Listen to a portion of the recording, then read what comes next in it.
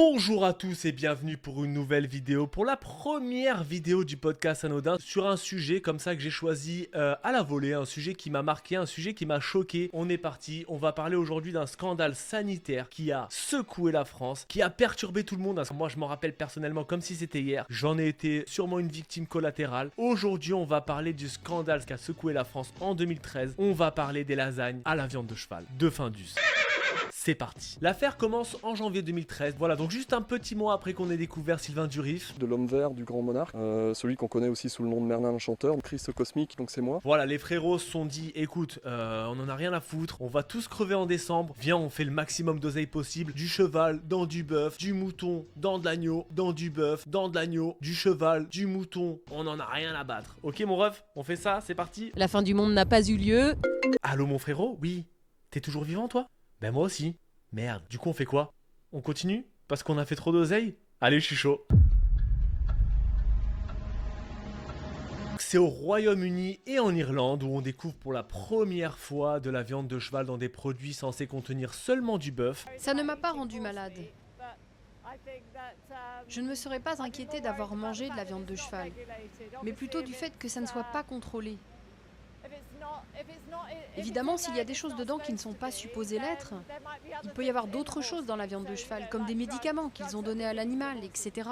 Après que le Royaume-Uni et l'Irlande découvrent des morceaux de cheval dans leur lasagne, Findus commence logiquement à s'inquiéter. Donc du coup, ils décident de faire une petite réunion. Oui, bonjour tout le monde, on a un petit problème. Royaume-Uni et en Irlande, ils commandent les mêmes produits que nous, ils ont découvert du cheval à l'intérieur. Qu'est-ce qu'on fait? On est dans la merde?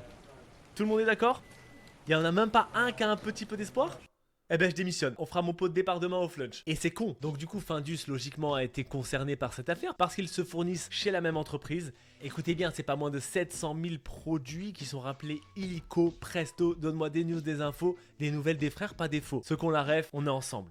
Illico, presto, donne-moi des news, des infos, avant que je devienne info. Les nouvelles des frères, pas des faux. Oui, allô Carrefour. Oui, voilà, je vous appelle parce que je voulais juste savoir combien de moussaka et d'hamburgers et de lasagne vous aviez en magasin. 200 000 produits? Ok. Eh bien écoutez, va falloir tous les jeter. Oui, à la poubelle. On rembourse les produits qui ont été jetés? En vrai, le cheval avec un petit peu de moutarde, c'est pas mal. Mais il y a marqué bœuf sur l'étiquette. Excusez-moi, question bête, hein. Mais c'est quoi la différence entre un cheval et une vache? Il y en a un qui court plus vite? C'est ça la différence vraiment? On peut se permettre de les vendre? Non? Eh ben je démissionne. On fera mon pot de départ demain au flunch. Oui, parce que effectivement, il n'y a pas que les lasagnes. Il y a de la moussaka et les hamburgers Findus qui sont aussi concernés par ce scandale-là. Vous savez, les hamburgers là qu'on a tous mangés. Les hamburgers surgelés avec la sauce orange à l'intérieur. Que quand tu le mangeais, le pain il était froid encore, mais le burger il était chaud, ça daronne. Vous avez tous ce souvenir-là. Donc si vous avez mangé un burger comme ça en 2013-2012, vous avez mangé du Valcheux. Voilà. Au-delà de Findus, parce qu'il faut bien s'imaginer que l'entreprise qui a distribué les plats préparés à Findus au Royaume-Uni, en Irlande, ils ont distribué partout en Europe. C'est pas moins de 10 millions de produits qui seront rappelés et qui seront jetés à la poubelle. Au-delà d'être un scandale sanitaire, c'est un scandale éthique, c'est un scandale économique, c'est un scandale écologique, c'est une scandale Louis Vuitton. Merde, c'est pas le bon sujet de vidéo là. Je m'égare, excusez-moi, je m'égare. Les gars. Non, plus sérieusement, on parle vraiment d'un scandale ici qui est très très grave parce qu'on parle de 10 millions de produits alimentaires consommables qui ont été jetés à la poubelle. Et quand on sait la galère que c'est pour certaines personnes de manger, quand on voit les files d'attente au Resto du Cœur, quand on voit les personnes qui meurent de faim partout dans le monde, on se dit quand même que pour de l'argent, certains sont prêts à faire les pires crasses possibles. Explosion!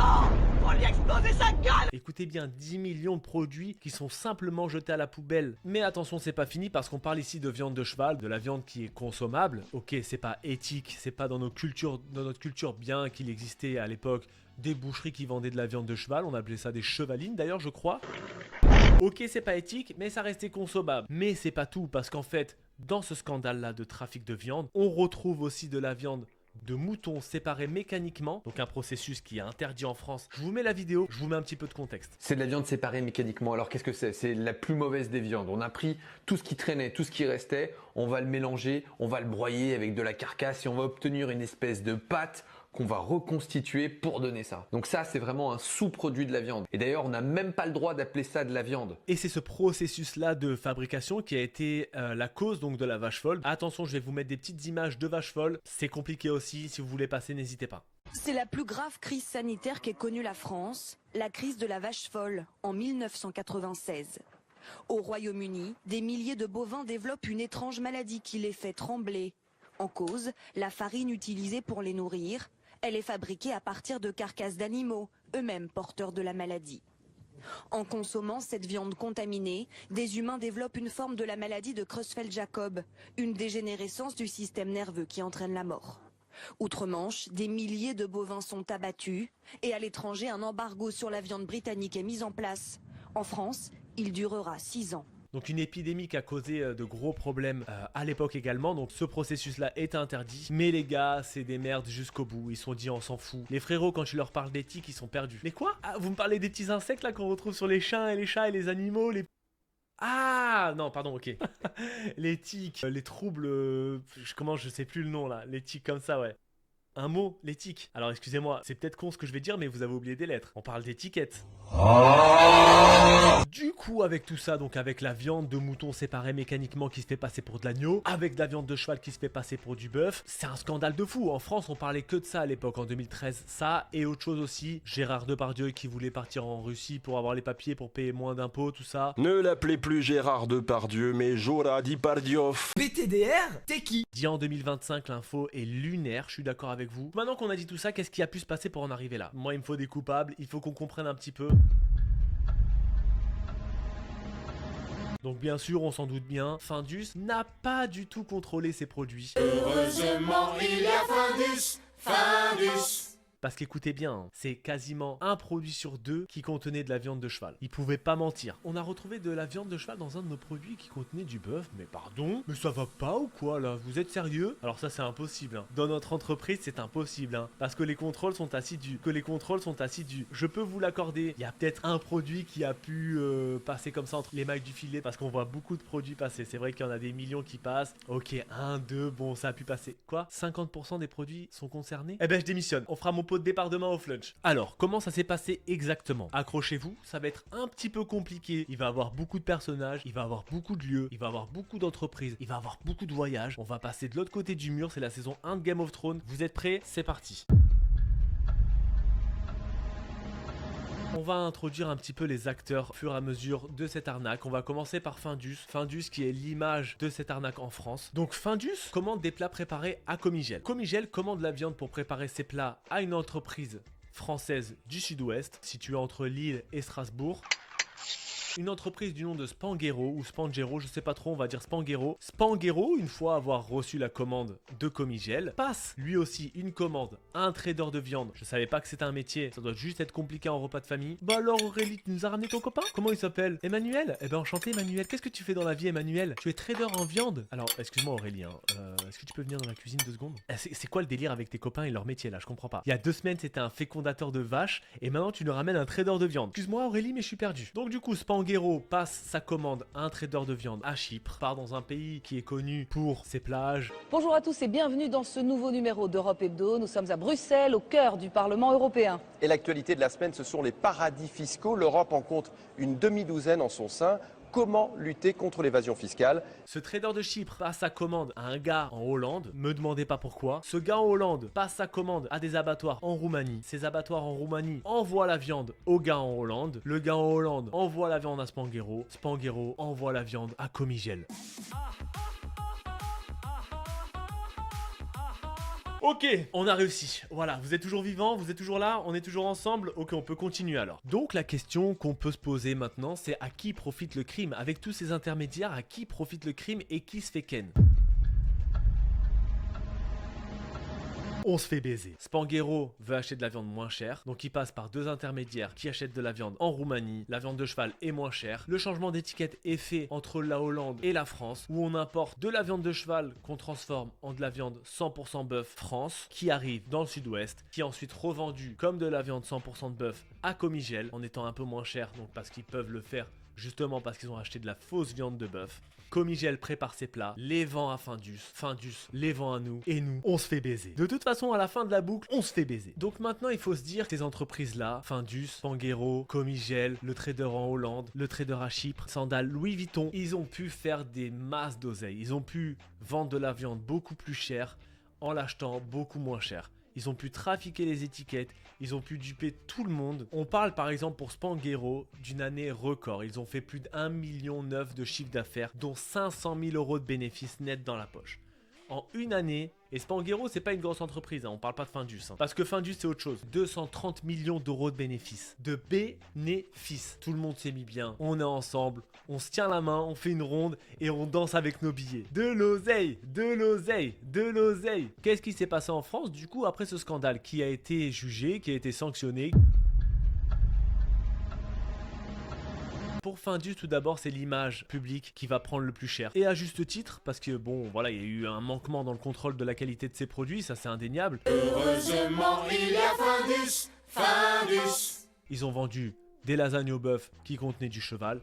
Et ça, c'est une faute grave pour une entreprise du renom de Findus. Et ils vont passer donc du coup de 230 millions d'euros de bénéfices en 2012 à 100 millions en 2013. Puis à 50 millions en 2014 pour arriver de nos jours à peu près 6 millions d'euros de bénéfices. 6 millions, oh les losers. Oh la honte quoi. Ils sont passés de 10 000 employés à 3 000 maintenant. Voilà, ils sont quand même très proches de leurs sous, ils veulent leurs dividendes, ils veulent pas que ça baisse. Concernant maintenant Jacques Pujol, donc Jacques Pujol c'est le propriétaire de l'entreprise Spanghero. Donc Spanghero c'est l'entreprise qui a ramené la viande de cheval pour la faire passer pour de la viande 100% bœuf en France. En vrai, eux ils ont dû prendre cher. Eh bien non. Il a pris 6 mois de détention provisoire et 18 mois avec sursis. Et 100 000 euros confisqués sur son compte. On parle de 500 000 euros de bénéfices sur une année avec que du mensonge. Et le trader là, le trader hollandais, lui il a dû prendre cher, non? Toujours pas. Il a pris 6 mois ferme. Et 50 000 euros d'amende. C'est pas cher payé. Et surtout, il faut savoir un truc. C'est que ces deux petits loustiques là, Pujol et Fansen, c'est pas leur premier coup. Ils avaient déjà fait l'histoire entre 2006 et 2009. Ils importaient de la viande de cheval d'Amérique du Sud. Écoutez bien, qu'ils faisaient passer pour du bœuf halal en Allemagne. Et pour ça, ils avaient pris 6 mois avec sursis. Ok. Après cette affaire-là, ils prennent enfin du ferme parce qu'ils avaient déjà pris du sursis. Les sanctions financières sont très faibles. Les sanctions pénales sont très faibles aussi. Donc au final, qu'est-ce qu'il a fait? Il a recommencé. En 2017, le trader de Hollande a recommencé la même arnaque en Espagne et s'est fait attraper. Et cette fois-ci, il a pris 2 ans de prison ferme. Vous allez me dire maintenant, Findus quand même. Findus, ils ont dû prendre cher. Là, on parle d'une grosse entreprise qui contrôle pas ses produits. Heureusement, il y a Findus, Findus. Toujours pas. Qui vendent de la merde. Enfin, ils ont dû prendre cher. Toujours pas. Sur 230 millions d'euros de bénéfices, 400 000 euros d'amende. Bon, ça paraît énorme, mais quand t'as fait 230 millions d'euros de bénéfices, moi, écoutez, je peux le faire tous les ans. Avec grand plaisir. Vraiment avec amour. Et le plus con dans l'affaire pour Spanghero, c'est que c'était une entreprise familiale à la base.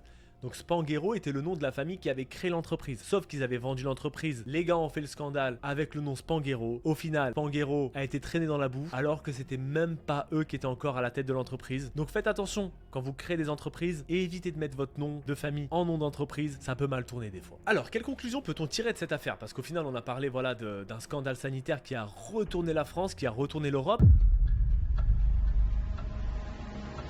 On parle d'un mensonge énorme, on parle de sanctions très très faibles compte tenu des risques sanitaires et des catastrophes économiques, écologiques que ça a causé. Donc quelle conclusion peut-on tirer de cette affaire? Essayons de consommer local, essayons de consommer le moins de produits transformés possible, essayons de cuisiner maison et de faire moins confiance à toutes ces entreprises, à ces grands groupes qui n'hésitent pas à mentir, à trahir, à faire le maximum d'oseille avec le minimum de travail, d'investissement et de responsabilité. Ce que j'ai envie de vous dire à travers cette vidéo, c'est d'avoir un peu plus de réflexion quand vous achetez un aliment qui est ultra transformé. Essayez de savoir pourquoi j'achète des lasagnes au bœuf 100% français à 2 € alors que si moi je les fais ça me coûte 6, c'est pas logique. Donc voilà, essayez un petit peu de vous renseigner sur ce que vous achetez, ce que vous mangez ce que vous êtes ce que vous mangez, je suis ce que je mange. Bref, il y a une phrase qui dit que manger c'est le début du bonheur. N'hésitez pas à me dire si ça vous a plu. C'est la première vidéo dans ce style sur la chaîne du podcast Anodin, parce que nous d'habitude on est donc un duo. Clément et moi on fait des lives. C'est la première fois que je fais une vidéo comme ça écrite où je raconte une histoire qui me tient à cœur, où voilà je fais un petit peu de montage et je m'investis là-dedans. Donc n'hésitez pas à me dire ce que je peux améliorer, n'hésitez pas à me dire ce que je peux changer ou ce que je peux garder, ce qui vous a plu, ce qui vous a moins plu. Si vous avez aimé la vidéo, mettez un like, abonnez-vous. Vous connaissez l'histoire, voilà, ça fait énormément plaisir. Ça me prend pas mal de temps, donc si je peux avoir des retours positifs ou négatifs, je serai toujours enclin à les prendre. Et mon cœur restera ouvert. Mais en tout cas, je voulais vous partager cette histoire parce que il est ultra important de faire attention à sa santé, de faire attention à son alimentation et de se rappeler que ces entreprises-là, elles sont pas toutes blanches. Voilà, il y a des gros scandales. Ça essaye de passer sous le tapis tous ces scandales. Restez informés de tous ces problèmes-là. Mais voilà, vous savez que si vous achetez un produit très peu cher alors que c'est censé coûter cher, c'est qu'il y a une couille dans le pâté. Donc voilà, là pour le coup, pour cette histoire, on parle de 600 tonnes de viande trafiquée, une arnaque de fou. On parle de milliers d'euros détournés tourner, on parle de très peu de sanctions. On est aussi sur un risque sanitaire énorme. On peut pas continuer à être les dindons de la farce à chaque fois. On peut pas continuer, nous, à acheter des produits à ces entreprises-là et à risquer notre vie à chaque fois qu'on mange des produits avec eux. Il y a plein de thèmes que je vais essayer d'aborder dans cette pastille, dans cette rubrique-là. C'est tout pour moi. J'étais très content de faire cette vidéo. Je vous remercie à tous. Si vous êtes arrivés à ce niveau-là de la vidéo, c'est que vraiment vous êtes chaud et merci beaucoup. That's really impressive. Whoa. Whoa, just... Whoa. Bravo. Wow. Maintenant que vous êtes là, likez et commentez. Voilà, bon, vous avez déjà fait le plus dur. Merci encore. On se retrouve, quoi qu'il arrive, en podcast, en live avec Clément. On a beaucoup d'émissions, on a beaucoup de projets. N'hésitez pas à nous suivre sur toutes les plateformes. Merci à tous. C'était Jimmy du podcast Anodin. Bisous à tous. Ciao.